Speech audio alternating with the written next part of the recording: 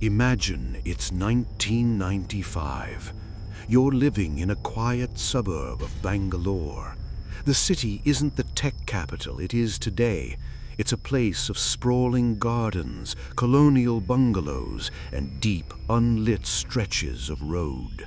You're tucked into bed, the humid night air thick with the scent of jasmine and wood smoke.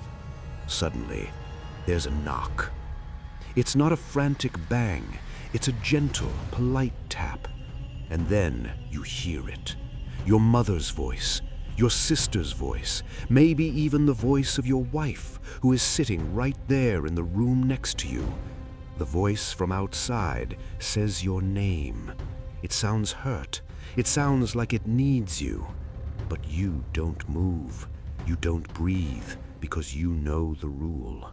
You know that if you turn that deadbolt, you aren't letting in a family member. You're inviting in a void. This isn't just a campfire story. This was a citywide panic that paralyzed the state of Karnataka for years. This is the legend of Nale. In the mid-1990s, a wave of terror swept through the streets of rural and urban Karnataka. It started with rumors of a bridal spirit, a Shakini, who roamed the night in search of the man who had wronged her, or perhaps just any soul unfortunate enough to answer her call. She was unique among ghosts. She didn't hunt by force, she hunted by deception. She possessed the terrifying ability to mimic the exact vocal frequency of your loved ones. She could sound like a crying child, a worried parent, or a lover in distress. The pattern was always the same.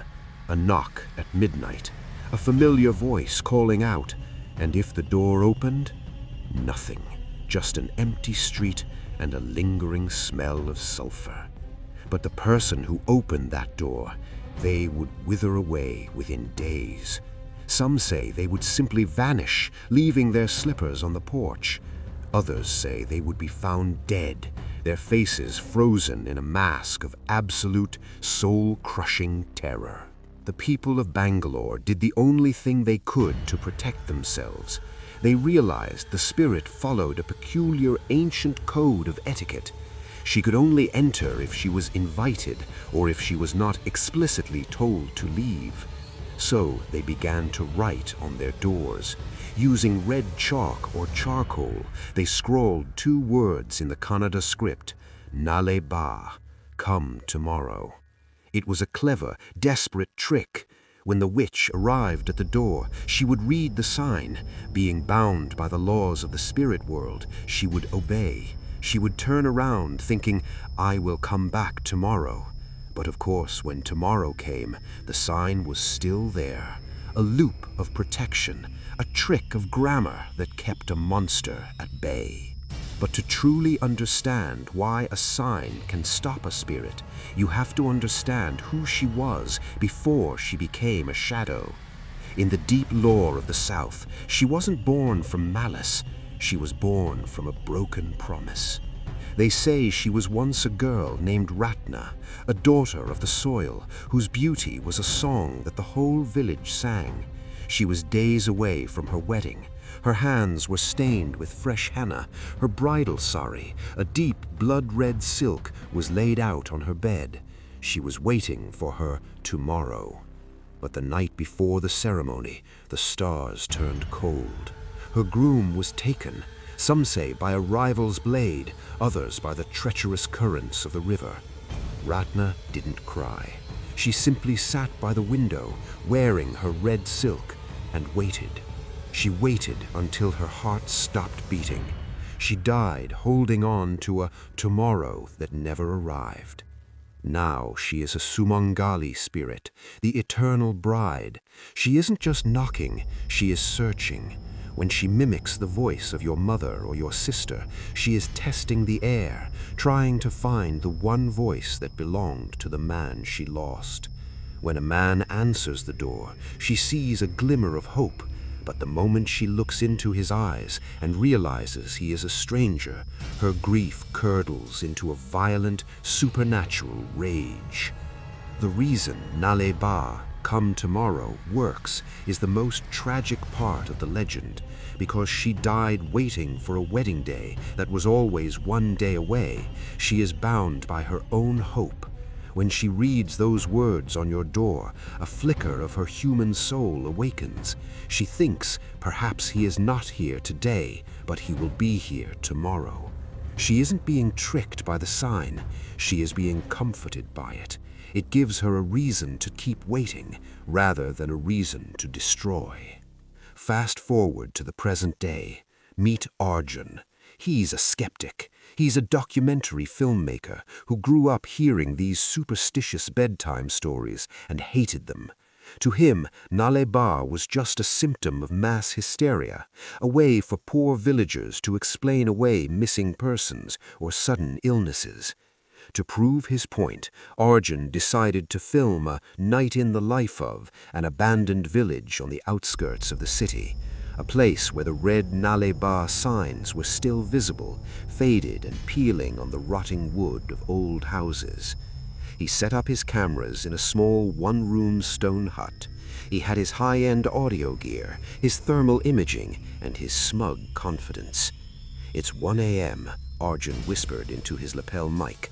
"I'm in the heart of the so-called witches' territory. The air is still, no signs of any bridal spirits, just a lot of dust and overactive imaginations." He sat there for hours, the blue light of his monitor the only thing illuminating his face. Around 3:15 a.m., the devil's hour, the temperature in the hut plummeted. Arjun's breath hitched. He saw it on his thermal sensor. The room hadn't just gone down, it had gone black, absolute zero. Then the knock came. Thud, thud, thud. Arjun's heart skipped. He checked his external monitors. The porch camera showed nothing. The street was empty. The motion lights hadn't triggered. "Arjun, are you awake? I forgot my keys." Arjun froze. The voice was unmistakable. It was his girlfriend, Priya. But Priya was back in the city, 60 miles away. He had spoken to her on the phone an hour ago. "Priya?" he whispered, moving toward the door. "It's me, Arjun. It's so cold. Please, let me in." The voice was perfect. It had the same slight rasp she got when she was tired. It had the same upward inflection at the end of his name. Arjun reached for the latch. His skeptical brain was being drowned out by a primal protective instinct. He had to save her. But then, his eyes fell on the door itself. Years ago, the previous owner had painted the words Nale on the wood. But over the decades, the Nale, tomorrow, had faded away. Only the come, was left. Come. The sign wasn't a warning anymore. It was an invitation. Arjun's hand stopped inches from the bolt. He remembered the legend. He remembered the rule. He backed away, but the voice became more aggressive. It wasn't whispering anymore. It was screaming. "Open the door, Arjun. I know you're in there. Open it." The voice started to glitch. It would sound like Priya for one word, then shift into a deep, guttural roar for the next. The door began to shake on its hinges, as if something incredibly heavy was leaning against it. Arjun grabbed his red marker from his gear bag. His hands were shaking so hard he could barely hold it. He scrambled to the door, and with a sob, he wrote the missing word, Nale, tomorrow. The moment the final stroke of the letter was finished, the screaming stopped, the banging stopped, the thermal monitor jumped back up to a normal temperature. Arjun looked at his audio recording later that night. On his headphones, he didn't hear Priya's voice. He didn't hear a woman screaming. All the microphone had picked up was the sound of a wind that sounded like 1,000 voices whispering the same word over and over again. Soon. Arjun left that village before the sun came up. He never finished the documentary. But as he drove back into the neon lights of modern Bangalore, he noticed something that chilled him to the bone. In the windows of the high-rise apartments, on the doors of the tech offices, in the back windows of the luxury cars, small red stickers, 2 words, Nale Ba. The city had changed, the technology had evolved, but the fear remained, because the people of Karnataka know something that the rest of the world has forgotten. The witch doesn't age, she doesn't get tired, she has all the time in the world. And every time you write "come tomorrow," she simply smiles and marks her calendar. She is patient, she is listening, and she knows that eventually, one day, you will forget to write the sign. So tonight, before you go to sleep, wherever you are in the world, take a look at your front door. If you hear a familiar voice calling your name from the darkness of the hallway, don't answer. Don't look through the peephole. Just pick up a piece of chalk and tell her to come back tomorrow. Because for some guests, tomorrow is the only thing keeping you alive.